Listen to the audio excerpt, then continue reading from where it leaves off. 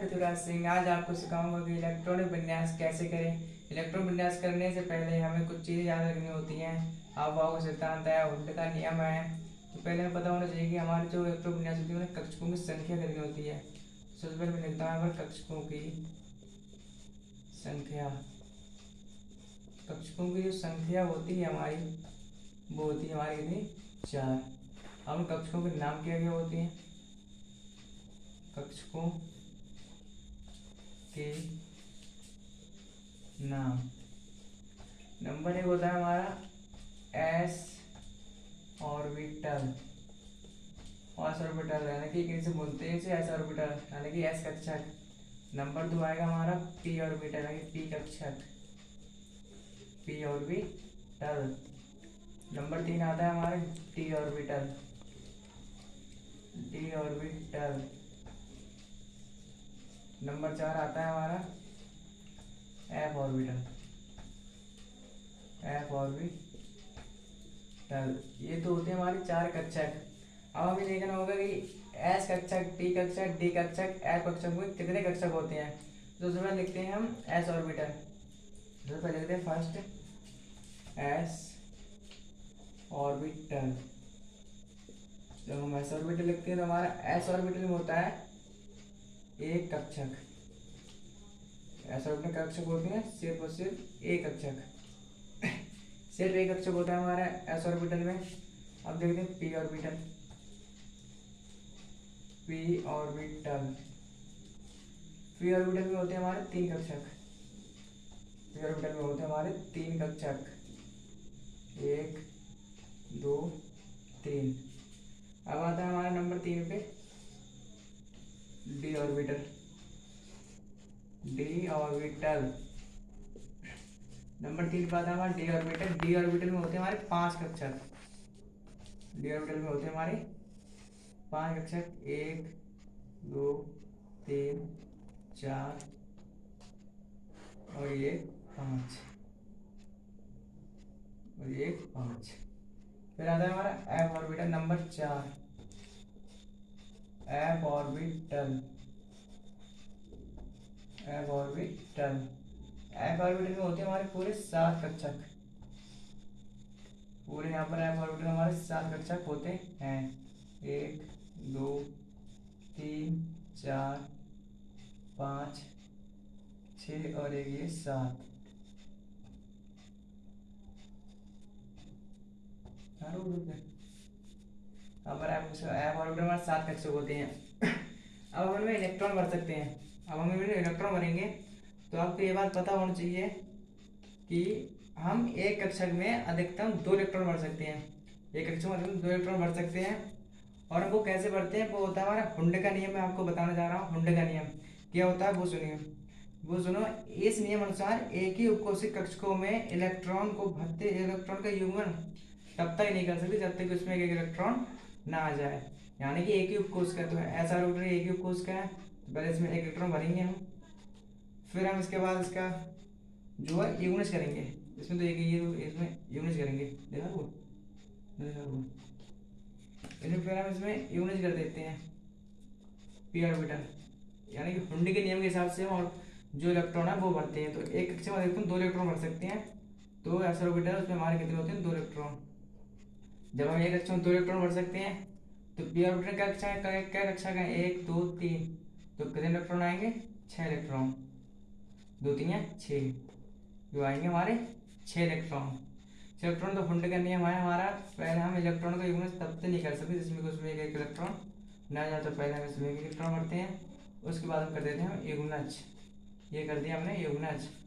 आते हैं D orbital तरफ। तो डी ऑर्बिटल में होते हैं हमारे 5 कक्षक, तो 2 इलेक्ट्रॉन भर सकते हैं हम। तो 2 पंजे 10, यानी कि 10 इलेक्ट्रॉन आते हैं हमारे डी ऑर्बिटल में। तो पहले एक एक भरेंगे। हुंड का नियम ये कहता है कि हम यूनिस तब तक नहीं कर सकते जब तक उसमें एक इलेक्ट्रॉन ना भर दें। तो यहाँ पर हम दोबारा यूनिस कर देते हैं। यहाँ पर देखिए हमारे 10 इलेक्ट्रॉन भरे जा चुके हैं। अब आएगा हमारा एफ ऑर्बिटल। एफ ऑर्बिटल में होते हैं हमारे 7 कक्षक। 7 कक्षक में कितने इलेक्ट्रॉन आएंगे, 14 इलेक्ट्रॉन। 1 2 3 4 5 6 7। तो पहले एक इलेक्ट्रॉन भरते हैं, 1 2 3 4 5 6 7, यूनिट करते हैं 8, 9, 10, 11, 12, 13, 14। तो ये होता है इलेक्ट्रॉन भरने का क्रम। एस ऑर्बिटल में इलेक्ट्रॉन कितने भरे जाएंगे, पी ऑर्बिटल में कितने, डी ऑर्बिटल में कितने और एफ ऑर्बिटल में कितने। इसी से आपके लिए बहुत सहायता मिलेगी इलेक्ट्रॉन विन्यास करने में। तो आप हुंड का नियम याद रख सकते हैं। हुंड के नियम की आप करोगे इलेक्ट्रॉन, इस नियम अनुसार एक ही उपकोष कक्ष को इलेक्ट्रॉन का यूनिट तब तक ही नहीं कर सकते जब तक कि उसमें एक इलेक्ट्रॉन ना आ जाए। तो आप इसके लिए चाहे नोट भी कर सकते हैं, इसे आप नोट कर लो।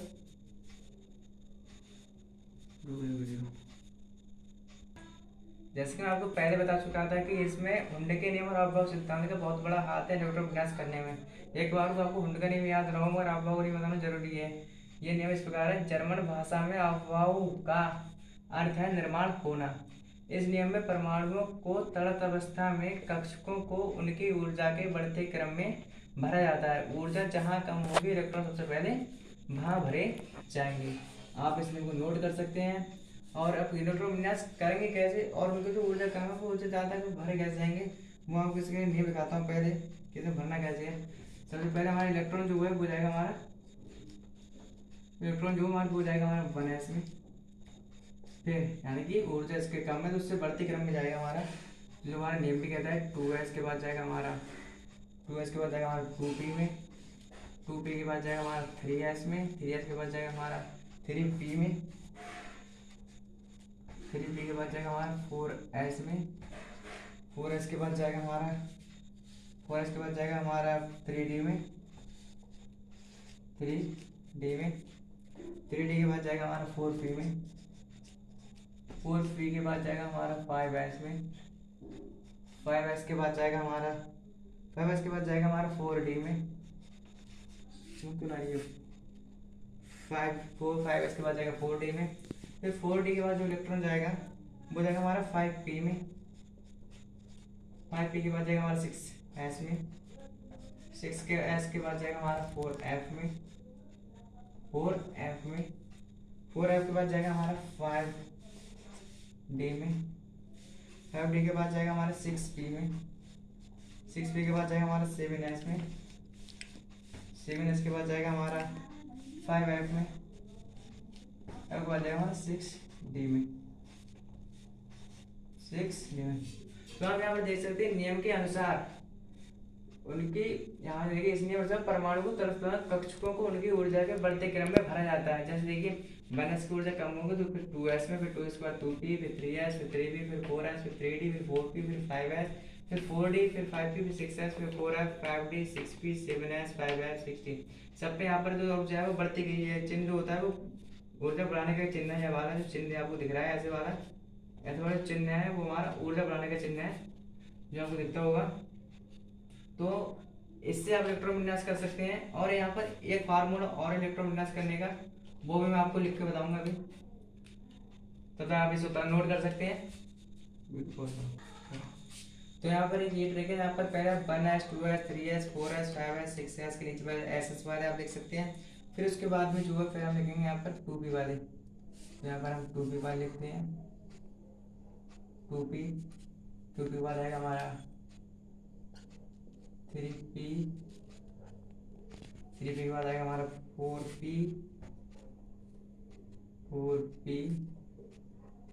के बाद आएगा हमारा 5p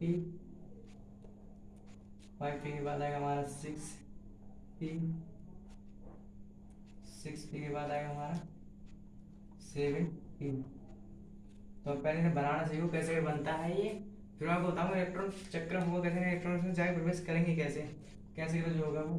फिर जो हमारा इलेक्ट्रॉन जाकर हो जाएगा 3d में, क्योंकि s और p के बाद d आता है, d ऑर्बिटल हमारा 3d में। 3d के बाद जाएगा हमारा 4d में, 4d के बाद जाएगा हमारा 5d में, 5d के बाद जाएगा हमारा 6d में, 6d में। 5d के बाद जाएगा हमारा 6d में। फिर हमारा आ जाएगा यहाँ पर 4d के बाद आएगा हमारा 4f,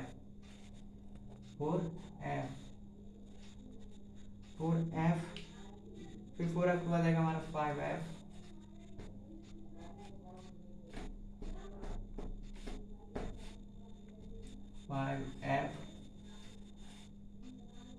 बाद जाएगा हमारा 5 के बाद जाएगा हमारा 60 67।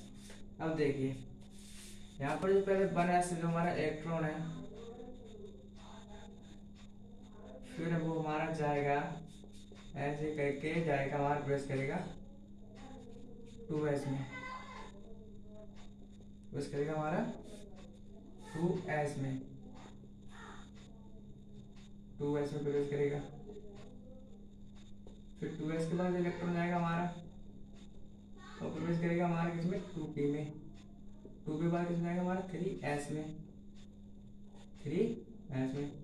फिर 3s के बाद इलेक्ट्रॉन जाएगा हमारा किसमें प्रवेश करेगा 3p में। फिर 3p के बाद किसमें जाएगा हमारा 4s में।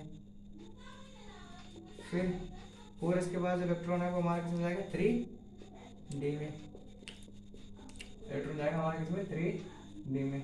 यही प्रक्रम उसमें ही था तो मैंने आप पहले भी लिखवा चुका हूँ, उसमें भी यही प्रक्रम था, मगर आप जौन से साहब वो तरीके याद कर सकते हैं, इसे बनाने वाला तरीका है वो भी आप याद रख सकते हैं। 4p के बाद जाएगा हमारा 5s में, 5s के बाद जाएगा हमारा 4d में, 4d के बाद जाएगा हमारा 5p में, 5p के बाद जाएगा हमारा 6s में। फिर 6s के बाद जाएगा हमारा 6s के बाद जाएगा हमारा 4f में, जाएगा हमारा 4f में, 4f में जाएगा 6s के बाद हमारा 4f के बाद आएगा हमारा 5d में, 5d के बाद आएगा 6p में, 6p के बाद आएगा हमारा 7s में।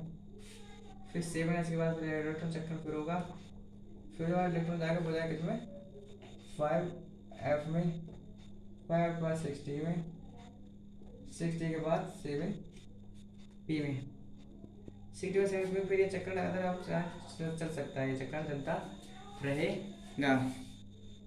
तो आप चाहे तो वह वाले इलेक्ट्रॉन याद कर सकते हैं, मैंने आपसे बताया था 1s 2 2s 2 3s 2 नहीं यहाँ पर 3s, फिर आगे ये वाला भी और ये वाले एक ही चीज़ है, ये दोनों से आप इलेक्ट्रॉन विन्यास कर सकते हैं। तो आप इसके लिए नोट कर सकते हैं। स्टार्ट करना चाहते हैं, आपको मैं सब चीज़ बता चुका हूँ इलेक्ट्रॉन विन्यास कैसे होते हैं, किस किस नियम पे होते हैं और उनको भरने का क्या तरीका है। तो हम लेते हैं सोडियम, सोडियम परमाणु क्रमांक होता है हमारा 11 है, तो मैं इसका इलेक्ट्रॉन विन्यास करता हूँ। पहले इलेक्ट्रॉन किसमें जाएगा हमारा 1s2 में, फिर इसकी ऊर्जा बढ़ते क्रम में भरेंगे हम 2s2 में, 2p p में कक्षों कितने इलेक्ट्रॉन 6 यहाँ पर पूरे भरे जाएंगे क्योंकि 2 2 4 से 10 अब इसके इलेक्ट्रॉन बाकी है। तो इलेक्ट्रॉन किसमें आएगा 3s1 में। ये हो गया इसका इलेक्ट्रॉनिक विन्यास, ये हमारा इलेक्ट्रॉन विन्यास हो गया। अब इसको भरते हैं कक्षकों में। एस कक्षक में कितने कक्षक होते हैं, सिर्फ एक कितने इलेक्ट्रॉन आ सकते हैं 2, तो 2s2 में है, ये भी है एस कक्षक। इसमें पी कक्षक, पी कक्षक में कितने कक्षक होते हैं 3, तो 1 2 3। हुडगनी में क्या कहता है हमारा, हुडगनी में कहता है हम इलेक्ट्रॉन को यूज तब तक नहीं कर सकते जब तक उसमें एक इलेक्ट्रॉन ना भर दें। तो हमने पहले इसमें एक इलेक्ट्रॉन भर दिया, फिर अब इसका यूनिस करते हैं, ये लोग ने इसका यूनिस कर दिया, फिर आएगा हमारा 3s1, तो 3s1 यानी कि इसमें हमारा सिर्फ एक इलेक्ट्रॉन है, तो इलेक्ट्रॉन हमने भर दिया।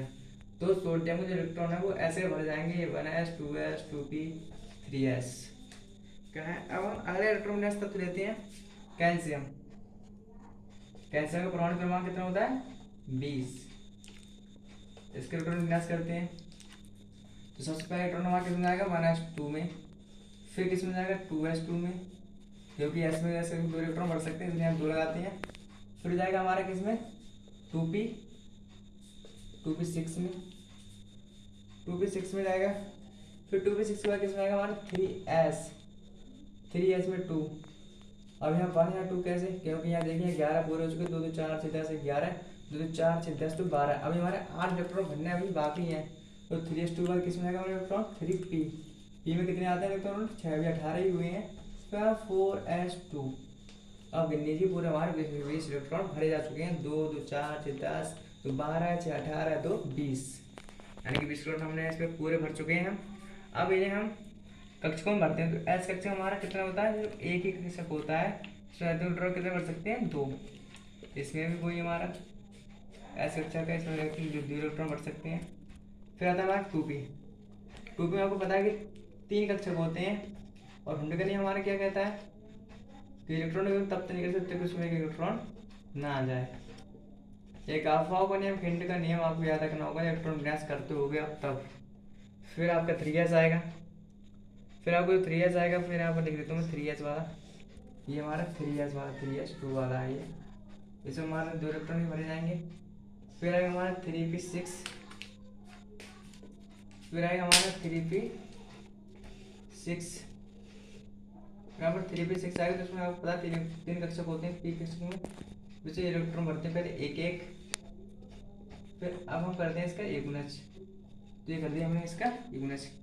फिर आएगा हमारा 4s2, जहाँ 4s में इलेक्ट्रॉन, यानी इलेक्ट्रॉन भरने की विधि आपको पता पड़ चुकी है, इलेक्ट्रॉन विन्यास करने की विधि आपको पता पड़ चुकी है। तो मैं अब आपको कल कुछ और इससे भी अच्छे इलेक्ट्रॉन विन्यास करके दिखाऊंगा, इससे बड़े बड़े वाले इलेक्ट्रॉन विन्यास करके दिखाऊंगा। तो आज की क्लास में बस इतना ही। So thanks, good evening, good morning, good night. तो अगली क्लास में फिर मिलते हैं नेक्स्ट वीडियो के साथ।